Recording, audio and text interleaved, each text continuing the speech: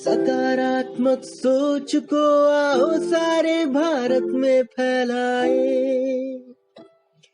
सकारात्मक ऊर्जा का आओ सब में संचार कराए। ऐसा ना हो कि हम अपनी जिम्मेदारी भूल न जाए।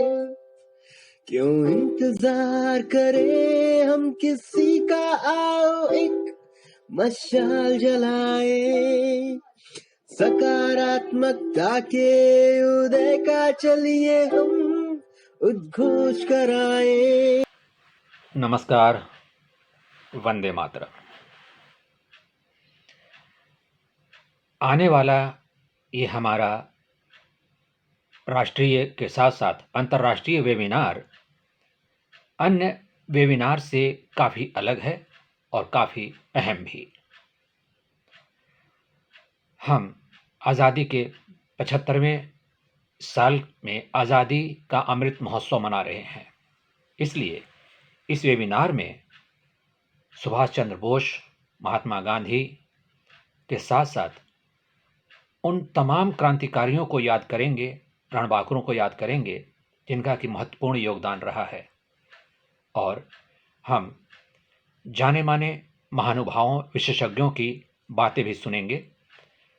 दरअसल हम जब श्रद्धांजलि देने के लिए प्रस्तुत होते हैं तो हमारे मन मस्तिष्क में ये बात अवश्य आती है कि ये रणबांकुरे कैसे कैसे होते थे। ये सिर्फ आक्रोश वाले ही नहीं थे, बल्कि ये रणबांकुरे विचारवान भी थे। सिर्फ शस्त्र चलाना ही नहीं जानते थे, ये अपनी बातों को संप्रेषित करना भी जानते थे, एक दूसरे को प्रभावित करना भी जानते थे। इसीलिए अगर एक क्रांतिकारी चल पड़ता था, उसके पीछे पीछे अन्य दूसरे नौजवान क्रांतिकारी चल पड़ते थे। उनमें एक गट्सी थी, उनमें नेतृत्व की भावना थी और संगठन शक्ति में वो विश्वास रखते थे। और उनमें जो बातें होती थीं, वो संस्कार, वो तौर तरीके जिनका अनुगमन करके आज हम आज़ादी के 75वें सालगिरह में प्रस्तुत हुए हैं। हम आज श्रद्धांजलि देने जा रहे हैं अनंतलाल सिंह जी को, जिनका जन्म 3 दिसंबर 1903 में चटगांव में हुआ था। ये अब विभाजित बांग्लादेश में है। उनका परिवार मूलतः आगरा उत्तर प्रदेश का था और बंगाल में जाकर ये बस गए थे। प्रथम विश्व युद्ध 1914-18 के अंतिम वर्षों में अनंतलाल सिंह जी क्रांतिकारियों के संपर्क में आए और अपने साहस और योग्यता के संगठन के प्रमुख सदस्य बन गए। बम और बंदूक गोलियों के चलाने में वे प्रवीण हुए। इस तरीके से उन्होंने चटगांव में शस्त्रागार को लूटने में, उस पर छापा मारने में अहम भूमिका निभाई। 1921 में असहयोग आंदोलन में वे स्कूल से बाहर आ गए और संगठन में काम करने लग गए। 1922 में आंदोलन वापस ले लिया गया। फिर क्रांतिकारी कार्यों में भी वो संलग्न हो गए। 1923 में जब क्रांतिकारियों ने विदेशियों की कंपनी असम बंगाल रेलवे का खजाना लूट लिया तो पुलिस के अनंतलाल पर संदेह हुआ। अब वे अन्य साथियों को लेकर गुप्त स्थान पर रहने लगे। एक दिन जब उस स्थान को पुलिस ने चारों ओर से घेर लिया तो अनंतलाल सिंह के नेतृत्व में क्रांतिकारी बलपूर्वक पुलिस का घेरा तोड़कर एक पहाड़ी पर चढ़ गए और उसके बाद वहां से उन्होंने अपनी ललकार शुरू की।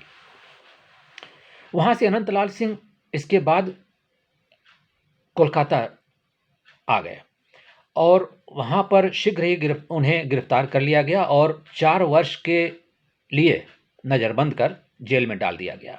1928 में वे जेल से छूटकर फिर चटगांव पहुंचे और लोगों को संगठित किया। इसके बाद क्रांतिकारियों ने चटगांव के शस्त्रागार पर आक्रमण किया था।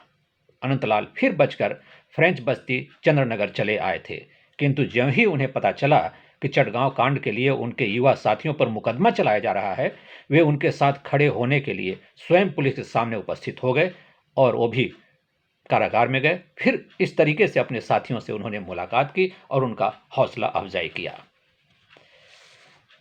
मुकदमा चला कुछ अन्य साथियों के साथ, उन्हें भी आजीवन कारावास की सजा देकर 1932 में अंडमान की जेल में भेज दिया गया।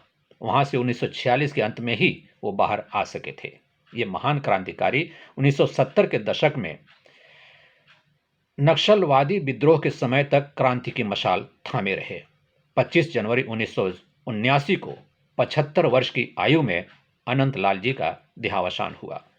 आज हम उन्हें सशक्त नमन करते हुए श्रद्धांजलि अर्पित करते हैं और आप सबको भी आमंत्रित करते हैं अपने इस अभियान में शामिल होने के लिए। जय हिंद।